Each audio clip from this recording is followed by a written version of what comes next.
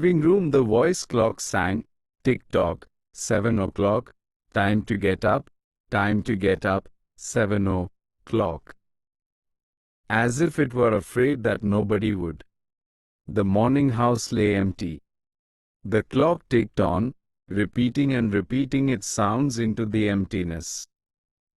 7:09, breakfast time, 7:09. In the kitchen the breakfast stove gave a hissing sigh and ejected from its warm interior 8 pieces of perfectly brown toast, 8 eggs sunny side up, 16 slices of bacon, 2 coffees, and 2 cool glasses of milk. "Today is August 4, 2026, said a second voice from the kitchen ceiling, in the city of Allendale, California. It repeated the date 3 times for memory's sake. "Today is Mr. Featherstone's birthday. Today is the anniversary of Tilitha's marriage. Insurance is payable, as are the water, gas, and light bills." Somewhere in the walls, relays clicked, memory tapes glided under electric eyes. 8:01, tick-tock, 8:01 o'clock, off to school, off to work, run, 8:01.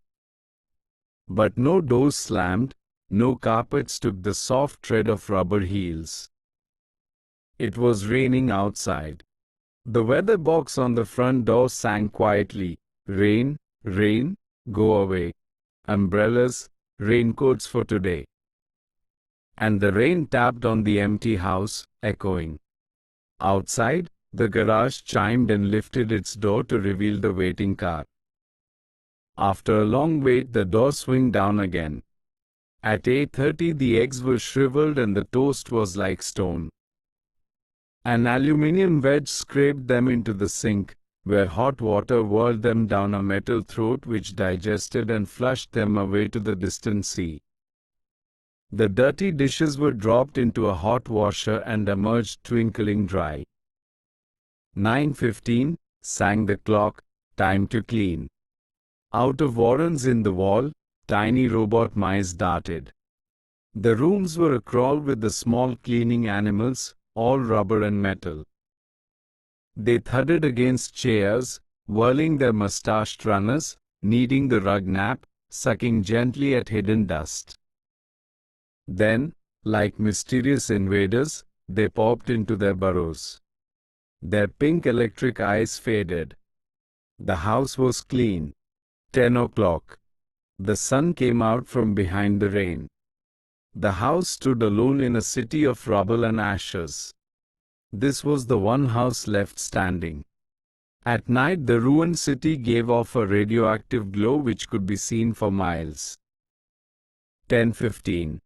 The garden sprinklers whirled up in golden founts, filling the soft morning air with scatterings of brightness. The water pelted window panes, running down the charred west side where the house had been burned, evenly free of its white paint. The entire west face of the house was black, save for 5 places. Here the silhouette in paint of a man mowing a lawn. Here, as in a photograph, a woman bent to pick flowers. Still farther over, their images burned on wood in one titanic instant, a small boy, hands flung into the air. Higher up, the image of a thrown ball, and opposite him a girl, hands raised to catch a ball which never came down. The 5 spots of paint, the man, the woman, the children, the ball, remained. The rest was a thin charcoal lead layer. The gentle sprinkler rain filled the garden with falling light. Until this day, how well the house had kept its peace. How carefully it had inquired, "Who goes there? What's the password?" And, getting no answer from lonely foxes and whining cats, it had shut up its windows and drawn shades in an old maidenly preoccupation with self-protection which bordered on a mechanical paranoia. It quivered at each sound, the house did. If a sparrow brushed a window, the shade snapped up. The bird, startled, flew off. No, not even a bird must touch the house. 12 noon. A dog whined, shivering, on the front porch. The front door recognized the dog voice and opened. The dog, once huge and fleshy, but now gone to bone and covered with sores, moved in and through the house, tracking mud. Behind it whirred angry mice, angry at having to pick up mud, angry at inconvenience. For not a leaf fragment blew under the door, but what the wall panels flipped open and the copper scrap rats flashed swiftly out. The offending dust, hair, or paper, seized in miniature steel jaws, was raced back to the burrows. There, down tubes which fed into the cellar, it was dropped into the sighing vent of an incinerator which sat like evil Baal in a dark corner. The dog ran upstairs, hysterically yelping to each door, at last realizing, as the house realized, that only silence was here. It sniffed the air and scratched the kitchen door. Behind the door, the stove was making pancakes which filled the house with a rich baked odor and the scent of maple syrup. The dog frothed at the mouth, lying at the door, sniffing, its eyes turned to fire. It ran wildly in circles, biting at its tail, spun in a frenzy, and died. It lay in the parlor for an hour. 2 o'clock, sang a voice. Delicately sensing decay at last, the regiments of mice hummed out as softly as blown grey leaves in an electrical wind. 2:15. The dog was gone. In the cellar, the incinerator glowed suddenly and a whirl of sparks leaped up the chimney. 2:35. Bridge tables sprouted from patio walls. Playing cards fluttered onto pads in a shower of pips.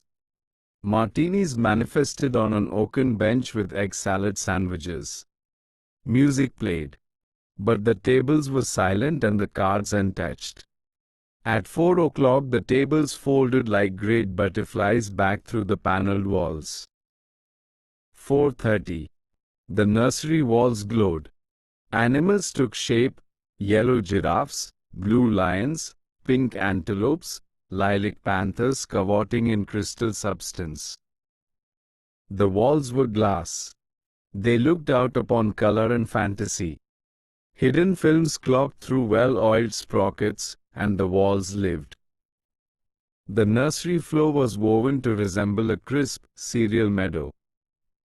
Over this ran aluminum roaches and iron crickets, and in the hot still air butterflies of delicate red tissue wavered among the sharp aroma of animal spores. There was the sound like a great matted yellow hive of bees within a dark bellows, the lazy bumble of a purring lion. And there was the patter of okapi feet and the murmur of a fresh jungle rain, like other hoofs, falling upon the summer-starched grass. Now the walls dissolved into distances of parched grass, mile on mile, and warm endless sky. The animals drew away into thorn breaks and water holes. It was the children's hour. 5 o'clock. The bath filled with clear hot water. 6, 7, 8 o'clock. The dinner dishes manipulated like magic tricks, and in the study a click. In the metal stand opposite the hearth where a fire now blazed up warmly, a cigar popped out, half an inch of soft grey ash on it, smoking, waiting. 9 o'clock. The beds warmed their hidden circuits, for nights were cool here. 9:05. A voice spoke from the study ceiling. "Mrs. McClellan, which poem would you like this evening?" The house was silent.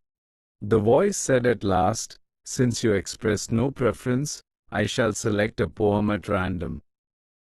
Quiet music rose to back the voice. Sarah Teasdale. As I recall, your favorite. There will come soft rains and the smell of the ground, and swallows circling with their shimmering sound, and frogs in the pools singing at night, and wild plum trees in tremulous white. Robins will wear their feathery fire, whistling their whims on a low fence wire, and not one will know of the war, not one will care at last when it is done. Not one would mind, neither bird nor tree, if mankind perished utterly, and spring herself, when she woke at dawn, would scarcely know that we were gone. The fire burned on the stone hearth, and the cigar fell away into a mound of quiet ash on its tray. The empty chairs faced each other between the silent walls, and the music played. At 10 o'clock the house began to die. The wind blew. A falling tree bough crashed through the kitchen window. Cleaning solvent, bottled, shattered over the stove. The room was ablaze in an instant. "Fire!" screamed a voice. The house lights flashed. Water pumps shot water from the ceilings. But the solvent spread on the linoleum, licking, eating, under the kitchen door, while the voices took it up in chorus. Fire! Fire! Fire! The house tried to save itself. Doors sprang tightly shut, but the windows were broken by the heat, and the wind blew and sucked upon the fire. The house gave ground as the fire in 10 billion angry sparks moved with flaming ease from room to room and then up the stairs. While scurrying water rats squeaked from the walls, pistoled their water, and ran for more. And the wall sprays let down showers of mechanical rain. But too late. Somewhere, sighing, a pump shrugged to a stop. The quenching rain ceased. The reserve water supply, which had filled baths and washed dishes for many quiet days, was gone. The fire crackled up the stairs. It fed upon Picassos and Matisses in the upper halls, like delicacies, baking off the oily flesh, tenderly crisping the canvases into black shavings. Now the fire lay in beds, stood in windows, changed the colors of drapes. And then, reinforcements. From attic trapdoors, blind robot faces peered down with faucet mouths gushing green chemical. The fire backed off, as even an elephant must at the sight of a dead snake. Now there were 20 snakes whipping over the floor, killing the fire with their clear cold venom of green froth. But the fire was clever. It had sent flame outside the house, up through the attic to the pumps there. An explosion. The attic brain which directed the pumps was shattered into bronze shrapnel on the beams. The fire rushed back into every closet and felt of the clothes hung there. The house shuddered, oak bone on bone, its bared skeleton cringing from the heat, its wire, its nerves revealed as if a surgeon had torn the skin off to let the red veins and capillaries quiver in the scalded air. Help! Help! Fire! Run! Run! Heat snapped mirrors like the first brittle winter ice. And the voices wailed. Fire! Fire! Run! Run! Like a tragic nursery rhyme, a dozen voices, high, low, like children dying in a forest, alone, alone. And the voices fading as the wires popped their sheathings like hot chestnuts.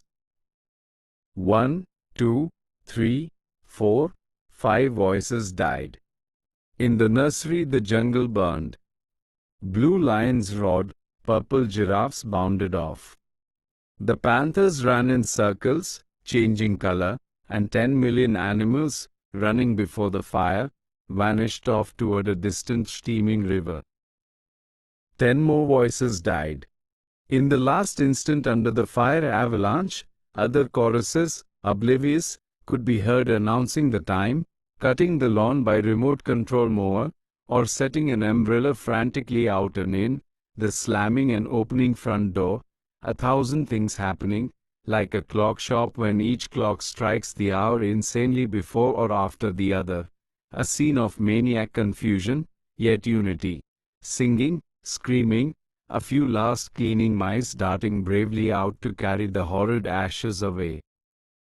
And one voice, with sublime disregard for the situation, read poetry aloud in the fiery study, until all the film spools burned, until all the wires withered and the circuits cracked. The fire burst the house and let it slam flat down, puffing out skirts of spark and smoke. In the kitchen, an instant before the rain of fire and timber, the stove could be seen making breakfasts at a psychopathic rate: 10 dozen eggs, 6 loaves of toast, 20 dozen bacon strips, which, eaten by fire, started the stove working again, hysterically hissing. The crash. The attic smashing into kitchen and parlor. The parlor into cellar, cellar into sub-cellar. Deep freeze, armchair, film tapes, circuits, beds, and all like skeletons thrown in a cluttered mound deep under. Smoke and silence. A great quantity of smoke. Dawn showed faintly in the east.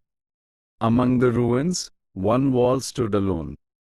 Within the wall, a last voice said, over and over again and again, even as the sun rose to shine upon the heaped rubble and steam, "Today is August 5th, 2026. Today is August 5th, 2026. Today is."